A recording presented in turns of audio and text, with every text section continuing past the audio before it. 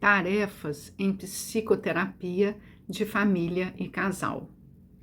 Alguns profissionais gostam de propor tarefas de diversas modalidades, diversas ordens, para os casais que estão no processo psicoterápico.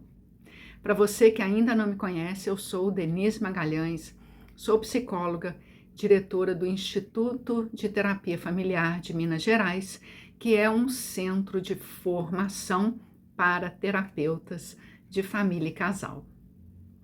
As tarefas em psicoterapia, elas podem ter ou já tiveram muita ênfase num primeiro momento do desenvolvimento da própria terapia de casal e hoje ainda alguns profissionais utilizam esse tipo de modalidade na sua prática clínica. E eu quero falar um pouco sobre alguns pontos que nós precisamos olhar com mais atenção, sobretudo para quem gosta de aplicar as tarefas aos casais e às famílias. Frequentemente, a gente precisa identificar ou responder duas questões em relação a esse contexto. Primeiro, qual é a função da tarefa que o profissional está aplicando? E segunda pergunta, qual é a intenção do profissional ao aplicar uma determinada tarefa? Se a gente conseguir responder essas perguntas, nós vamos conseguir identificar os riscos que a aplicação de tarefas podem proporcionar no processo psicoterápico de casal e família. Função de uma tarefa, normalmente, é promover ao casal o exercício de um determinado comportamento que o profissional tenha visto que o casal está precisando treinar ou executar. Frequentemente, a função da tarefa é promover o exercício de um determinado comportamento. Qual é a intenção do profissional ao sugerir uma determinada tarefa? Frequentemente, a intenção do profissional é alcançar, com o exercício daquela tarefa, solução para o conflito que o casal está trazendo para o processo psicoterápico. Vamos dar um exemplo. Eu ouço na nossa clínica escola aqui do Instituto com frequência profissionais sugerindo tarefas e ouço também o desdobramento que eu vou contar para vocês. Um exemplo.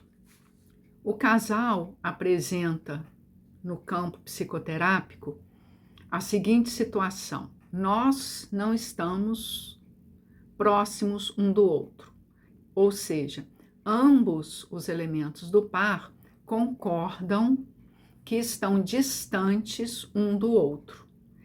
Frequentemente, isso é prato cheio, é isca para o profissional sugerir uma determinada tarefa. Claro que não são todos os profissionais, mas existe uma boa parte dos nossos alunos que, ao escutar um determinado conflito, nem vou falar demanda, né, mas uma determinada queixa do casal ou da família, o profissional sugere uma tarefa com vistas, quer dizer, com a intenção de que o casal possa solucionar aquela tarefa. Antes de eu dar continuidade, primeiro ponto que eu falo várias vezes em vários lugares. Não é função do psicoterapeuta de casal e família, inclusive individual, sugerir soluções para o seu cliente. Não é demais voltar a falar isso. Por quê? Porque os nossos alunos, eu vejo aqui na nossa clínica escola, volta e meia estão sugerindo soluções. É muito comum o profissional sugerir solução.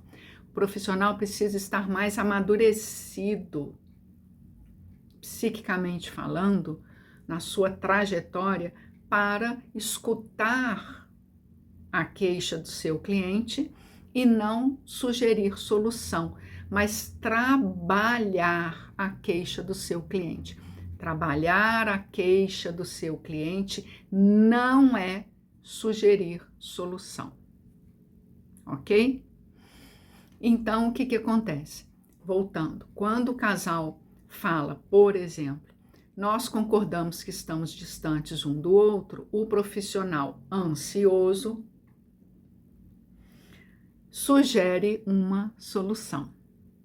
Quando ele aplica uma tarefa e ele diz, ok, se vocês estão distantes um do outro e ambos, naturalmente, querem se aproximar, o profissional fala, façam, portanto, no correr da semana, isso ou aquilo, ou deixe de fazer aquilo outro, arrumem um tempo para vocês dois poderem se aproximar e tragam para mim, na próxima sessão, como foi este exercício.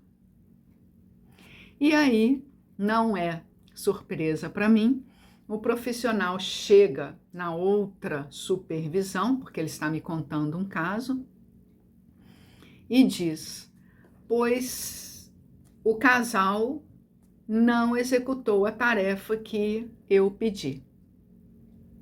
E eu já sabia que isso ia acontecer. Frequentemente é assim que acontece. Quando o casal não executa a tarefa que o profissional sugere, eu acho até bom, sinal que o casal ele não está obedecendo à sugestão do profissional. Sinal que o casal tem um pouco de rebeldia ou autonomia e que, compreendendo que aquela tarefa não é significativa para o próprio casal, o casal concorda na hora ali, no campo, mas, no entanto, não executa. E aí eu falo, no caso, para os meus alunos, você precisa dar outra direção para o processo psicoterápico, que não sugerir tarefas. E eu vou falar um pouquinho de onde vem a ideia de tarefa. No início do desenvolvimento da psicoterapia de casal e família, lá nos idos de 1950, 60, 70, a terapia de família era trabalhada muito pelo viés da teoria sistêmica de primeira ordem. Abordagem esta que até hoje nós precisamos estudar e muitas vezes utilizamos no nosso dia a dia. E naquela época, no início, né, da terapia de família, quando a gente ainda trabalhava com um modelo muito operacional, interventivo, o profissional sugeria as tais tarefas, começou lá atrás, com o intuito de minimizar o sintoma que o casal apresentava e era naturalmente queixa na psicoterapia. Então, o sintoma que eu trouxe como exemplo é que o casal está distante, os elementos do par estão distantes um do outro, esse é o sintoma. O profissional vai e quer eliminar aquele sintoma. Então, ele sugere um exercício, uma tarefa, de forma que o casal possa se aproximar. É uma ação interventiva. Mas não funcionou lá atrás, num âmbito mais contínuo, vamos dizer assim. Poderia até funcionar num primeiro momento, quando o casal obedecia ao profissional, exercitava a tarefa, mas aquilo logo caía. O casal não conseguia dar continuidade ao exercício da tarefa. Por quê, gente? É fácil da gente entender. Porque aquela tarefa vem de fora, é uma ideia do profissional. Por isso a gente fala ações interventivas. O profissional faz uma intervenção. E aquela intervenção não era, e ainda não é, uma construção, uma ideia genuína do próprio casal, de forma que eles pudessem se aproximar. E aí vem um pensamento que a gente utiliza muito, inclusive na teoria sistêmica, que é o que significa esse sintoma, ou qualquer sintoma. O sintoma é onde espirra, onde aparece no cotidiano, no caso, no cotidiano do casal, a problemática. Então, o sintoma, o distanciamento, por exemplo, é aquilo que está externo, que é observável, que é sentido. E isso que está externo tem uma raiz, vem de algum lugar, naturalmente. O sintoma não é algo que fica orbitando ou aparece no cotidiano do casal sem ter um engendramento, quer dizer, uma origem em algum lugar. Quando o profissional sugere, então vamos fazer uma tarefa para vocês se aproximarem, é como se ele estivesse cortando o canal que liga aquele sintoma na sua origem.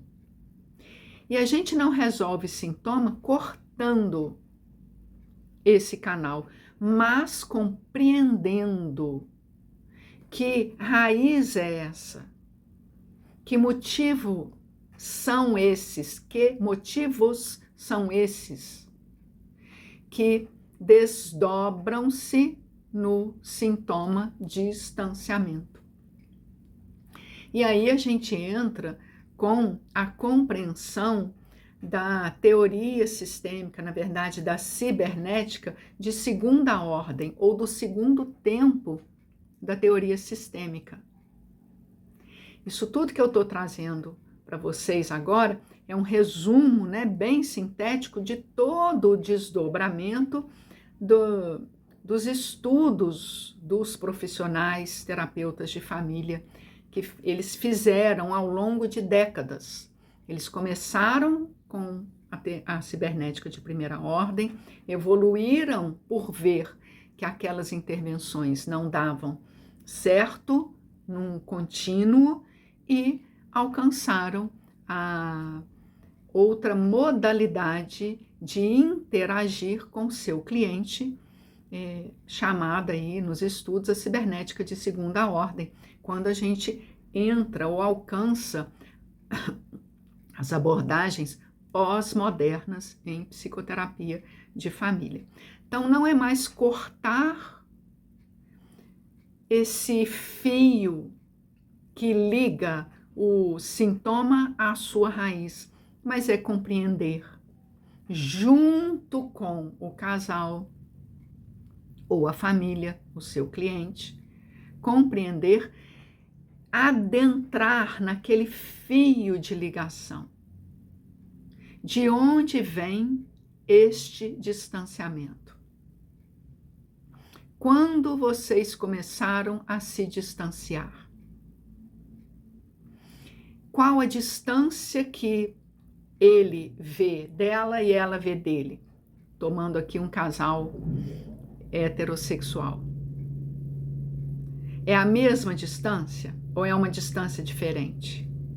O quão, digamos, satisfatório é esse distanciamento? Se aproximar muito fica melhor ou pior?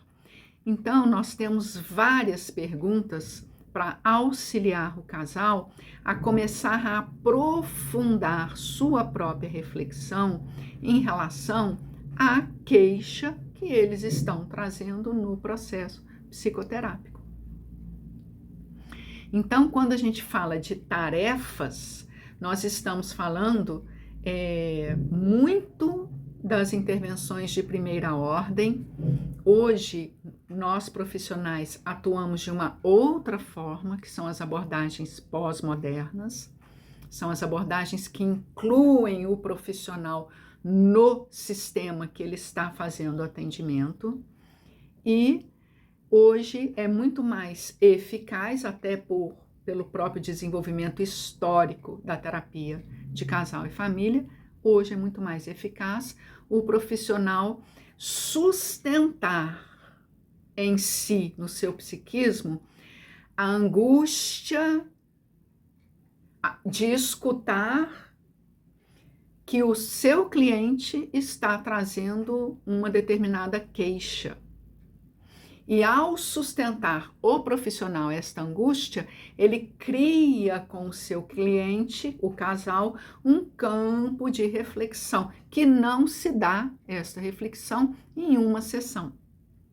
É um processo. Então, é muito mais difícil para o profissional exercitar esse modus operandi na interação com o seu cliente, que não é sugerir tarefas. Se você gostou do conteúdo, siga-nos nas redes sociais, compartilhe esse vídeo, salve o vídeo para outros momentos, indique para pessoas conhecidas e fique atento para receber outras dicas que nós estamos aí atentos às necessidades de vocês.